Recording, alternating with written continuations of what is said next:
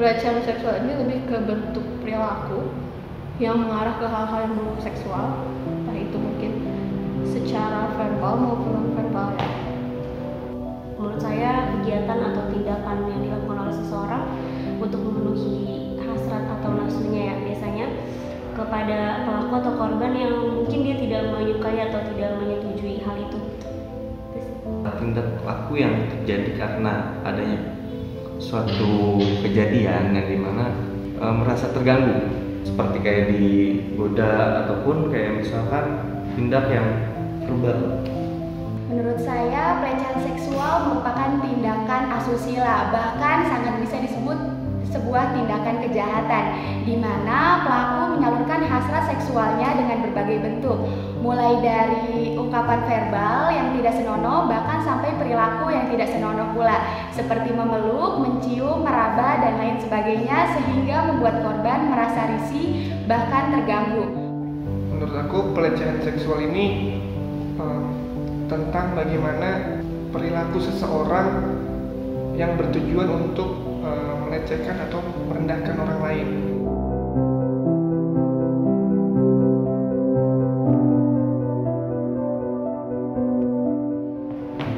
Banyak sih alasannya. Mungkin dari pandangan cowok, si ceweknya yang terlalu pakai pakaian ketat, dan mungkin ya ada perilaku yang mungkin mengundang nafsu. Tapi ya dari gimana juga lihat dari si cowoknya ya. Kalau si cowoknya emang bisa menjaga sikap dan pandangan, kayaknya nggak bakal juga deh kalau sih aku bakal ada kejadian pelecehan seksual itu. Kalau menurut saya itu sebenarnya dari pribadi sendiri, karena pribadi itu yang nggak bisa nahan nafsunya gitu. Karena kita tahu kan bahwa setiap manusia pasti punya nafsu kan. Cuman manusia itu pribadi itu dia nggak bisa nahan nafsunya, makanya dia berusaha melampiaskan gitu. Karena dia bingung nih tempatnya di mana gitu. Jadi sebenarnya dari diri kita sendiri sih yang harus nekenin kalau misalnya hal itu tuh nggak pantas dilakukan kalau orang yang satunya atau korban itu nggak menyukai itu atau tidak menyetujui hal itu dilakukan. Munculnya pelecehan seksual menurut saya kalau di lingkungan kampus ya, menurut saya dari tingkat mahasiswa ataupun dari dosen tingkat sivitas yang memang dia mempunyai pendidikan ataupun pengertian terkait tentang apa yang terjadi jika kalau kita melakukan pelecehan seksual. Nah, itu yang mereka belum tahu tentang edukasi karena berpatokan selalu pada hasrat. Sebenarnya banyak ya, banyak faktor, banyak hal-hal yang memang memicu terjadinya tindakan pelecehan seksual tersebut. Mungkin yang sering terjadi itu pelecehan seksual antara mahasiswa dengan dosennya. Tindakan atau faktor yang memang memicu terjadinya pelecehan seksual ini ya karena adanya relasi kuasa itu tadi, dan sehingga membuat korban itu ketakutan begitu. Di situ kita bisa melihat bahwa adanya relasi kuasa yang tidak setimpang, di mana pelaku memiliki otoritas yang lebih besar terhadap korban, sehingga rentan terjadinya tindakan yang sewenang-wenang. Seperti yang kita ketahui pula, di Indonesia sendiri adanya budaya patriarki yang berkembang, di mana budaya tersebut memposisikan perempuan sebagai posisi yang lemah, sehingga dalam kasus tersebut rentan terjadinya pelecehan seksual.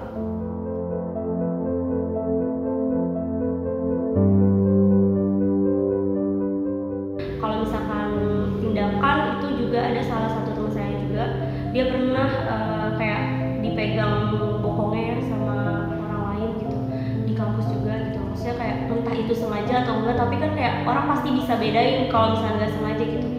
Tapi ya seperti pada umumnya gitu, ketika hal itu pasti ya memang nggak sengaja atau gimana. Cuman kan sebenarnya orang harusnya bisa tahu mana yang pantas atau enggak gitu.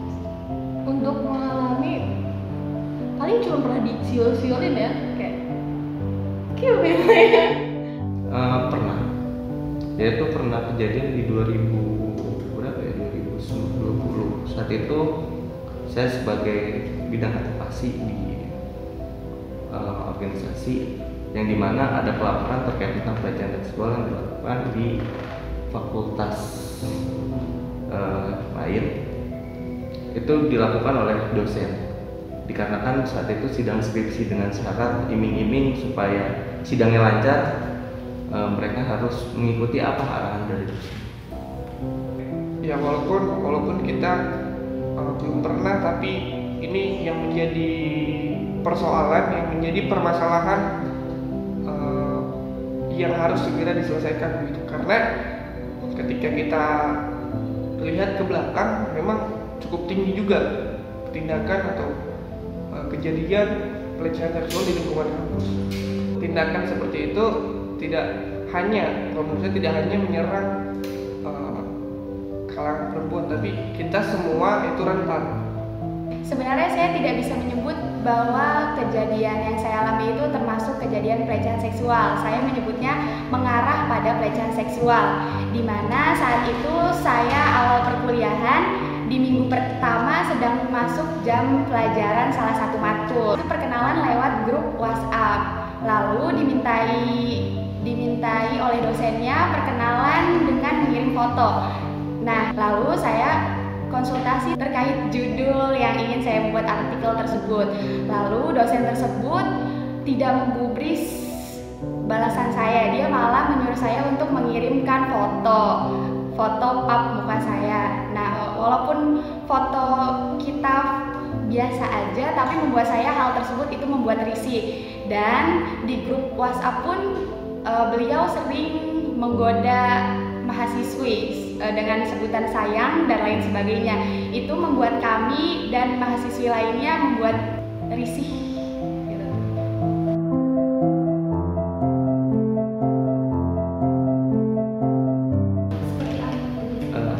Dampak yang ditimbulkan yaitu psikologi dari seseorang itu sebetulnya. Ketika dia terkena seperti itu, kadang mereka akan menutup diri, kadang malah lebih ekstrem lagi, ada yang bunuh diri kan.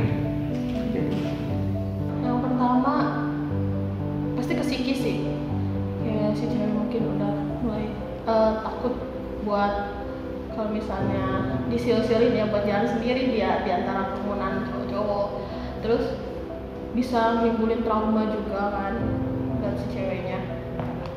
Jadi kalau misalnya orang itu udah gak nyaman, apalagi mungkin yang tadi saya ceritakan itu masih masuk fase gak nyaman, tapi kalau udah yang lebih kompleks lagi mungkin bisa mengganggu mental health, kayak dia juga bisa jadi stres atau depresi. Karena hal itu banyak juga kok kasus-kasus mungkin yang belakangan ini juga ya kalau nggak salah. Nah, pastikan mereka kebanyakan itu berdampak sangat kompleks ya, maksudnya entah dari segi psikologisnya terganggu, terus kemudian mental, dan hingga pada akhirnya kan kebanyakan korban ini nggak berani untuk bersuara kalau misalkan terjadi kasus-kasus pelecehan seksual. Kami sebagai mahasiswi merasa takut, tapi dari situ kita bisa belajar bahwa kita harus lebih berhati-hati karena kita tidak pernah tahu orang seperti apa yang akan kita hadapi.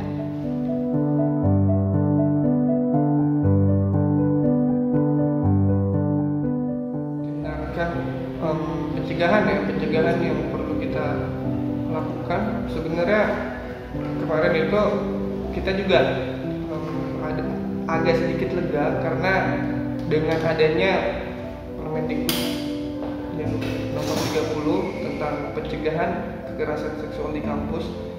Nah, itu juga menjadi salah satu mungkin langkah selanjutnya melalui aturan dari Permendikbud kepada setiap kampus yang ada di naungan Kemendikbud untuk membuat atau mengeluarkan kebijakan dari setiap kampusnya terkait dengan pencegahan tindakan pelecehan seksual atau kekerasan seksual tersebut gitu. Dan makanya ini perlu adanya edukasi untuk seluruh teman-teman mahasiswa agar dapat mencegah terjadinya tindakan pelecehan ataupun kekerasan seksual di lingkungan kampus. Kalau sekarang kan nggak salah udah ada UU ya yang ngebahas tentang itu. Kayaknya ya diterapin aja sih buat di kampus Unsika. Kayak terapin aja sih UU itu, terus dibantu juga sama sosialisasikan sama kayak dari anggota BEM atau mungkin ya anggota yang lain lah ya kan buat ngesosialisasikan kalau itu udah diterapkan.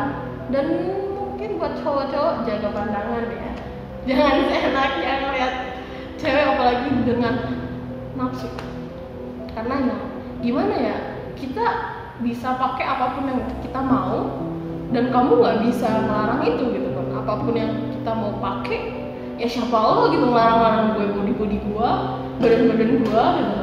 Lo nggak bisa, lo nggak berhak buat apa namanya tuh, ngelarang si cewek itu buat pakai baju apa. Tapi lo bisa kontrol diri lo sendiri buat jaga pandangan dan pemikiran. Nahan nafsu juga, kontrol nafsu bisa. Tindakan ya, menurut saya tindakan atau upaya atau pencegahan ya yang harus dilakukan itu sebenarnya kesadaran dari tadi yang tadi saya bilang, kesadaran dari masing-masing. Kedua mungkin kayak kita harus lebih sosialisasi tentang hal ini gitu.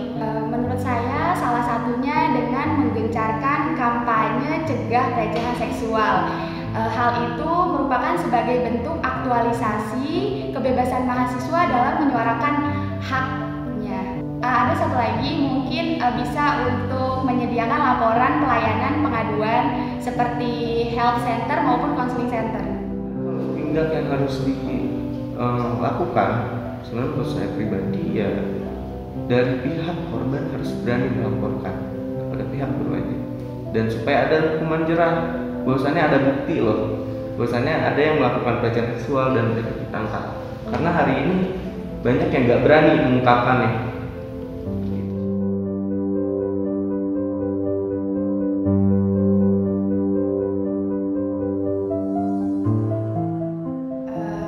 Untuk para korban di luar sana tidak perlu takut, kita rangkul diri kita bersama-sama, kita lawan dengan pergerakan, kita cegah dengan perlawanan. Ya, buat teman-teman yang merasakan hal tersebut mungkin bisa cerita ke orang yang dipercaya, nanti biar dibantu gimana caranya cerita tersebut atau tindakan itu tuh yang dirasakan itu bisa terungkap gitu. Jadi harus berani bersuara. Kalian berani berbicara terkait tentang apa yang kalian lakukan, itu bukan aib sebenarnya. Kalian itu korban. Banyak kan yang terjadi kalau korban itu diem, kita nggak tahu apa yang harus dilakukan seperti itu. Ya mungkin kita juga sebagai wadah yang menampung aspirasi seluruh mahasiswa di tingkat universitas mengajak ya kepada teman-teman, ayo kita bersama-sama untuk speak up, dan kami pun siap untuk mendampingi untuk bersama-sama menyelesaikan permasalahan tersebut. Ya, kalau misalnya lu pernah ngalamin hal itu, gua harap lu selalu semangat dan ingat kalau lu masih punya Tuhan, lu masih punya keluarga lu masih punya diri lu sendiri. Gak apa-apa mungkin lu ngerasa kayak gua ngerasa kotor atau mungkin gimana, cuman namanya hidup bung, harus tetap berjalan. Semangat, gak boleh sedih, tetap happy kyo.